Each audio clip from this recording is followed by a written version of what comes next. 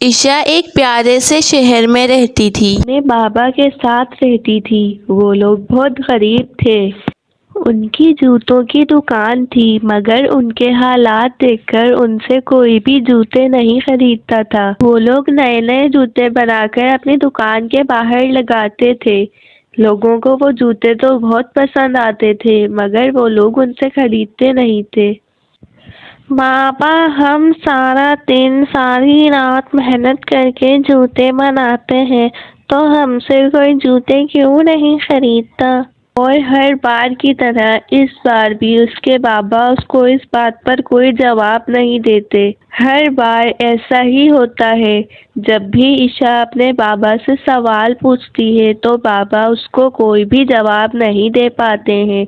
और फिर हर बार की तरह ईशा को लगता है कि उसके बाबा उसको बिल्कुल भी प्यार नहीं करते हैं। एक दिन मार्केट में ऐलान होता है कि शहर के सबसे बड़े सेठ सबकी दुकानों पर आएंगे और उनकी मदद करेंगे।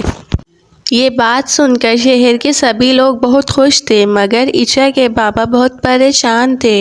ईशा अपने बाबा से पूछती है, पापा क्या हुआ? जब से हमने वो ऐलान सुना है, आप इतने परेशान क्यों हैं? बेटा, हम कल सेठ जी से नहीं मिलेंगे। मगर क्यों बाबा? बेटा, हमसे वो मिलने आएंगे और हमें वो कुछ पैसे भी देंगे, मगर हम उनसे वो पैसे नहीं ले, इसी वजह से हम उससे नहीं मिलेंगे। मगर बाबा, हम उनसे पैसे क्यों नहीं ले सकते? बेटा, मैंने तुम्हें हमेशा सिखाया है कि हमें सिर्फ मेहनत करके खाना चाहिए। हम ऐसे ही पैसे लेने लग गए तो हमारी आदत खराब हो जाएगी। जी ठीक है पापा, मगर हम उनसे मिलेंगे ज़रूर, भले हम उनसे पैसे ना लें। उनको दुकान पर आए हुए काफ़ी टाइम हो जाता है। फिर उनको पता चलता है कि सेठ जी उनकी दुकान की तरफ आ रहे हैं। सेठ दुकान के बाहर खड़े हुए होते हैं तो उनको एक जूता पसंद आ जाता है।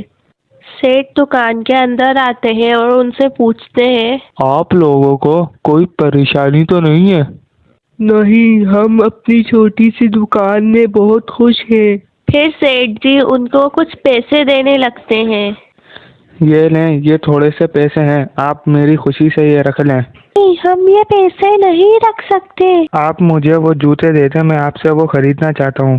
सेठ जी को वो जूते पैक करके दे देती है और फिर उनसे पैसे ले लेती है।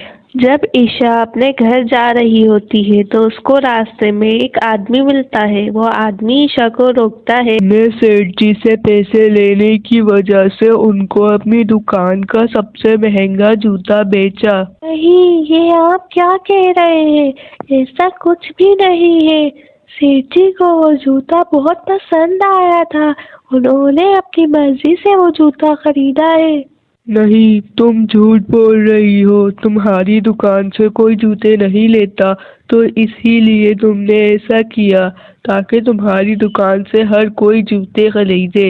मगर ये तुम लोगों की सिर्फ सोच है, ऐसा कभी नहीं होगा। लोग तुम्हारी दुकान से जूते नहीं लेंगे। ईशा अपने घर आ जाती है और उस आदमी की बात सोचकर वो बहुत उदास होती है। कुछ देर बाद ईशा के बाबा भी घर आ जाते हैं। ईशा अपने बाबा को सारी बात बताती है और उनसे पूछती है, पापा क्या सच में ऐसा होगा? क्या हमसे कोई भी जूते नहीं खरीदेगा? तो मुझे भी ऐसा ही लगता है। शायद सेठ जी ने हमें पैसे देने की वजह से हमसे वो जूते खरीदे।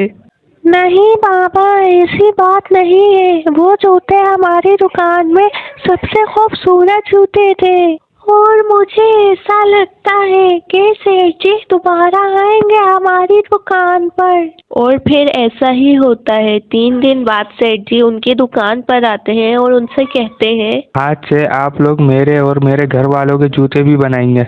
ये बात सुनकर ईशा और ईशा के बाबा बहुत खुश हो जाते हैं। फिर उनकी दुकान बहुत अच्छी चलने लग जाती है और वो लोग हमेशा खुशी खुशी रहने लग जाते हैं।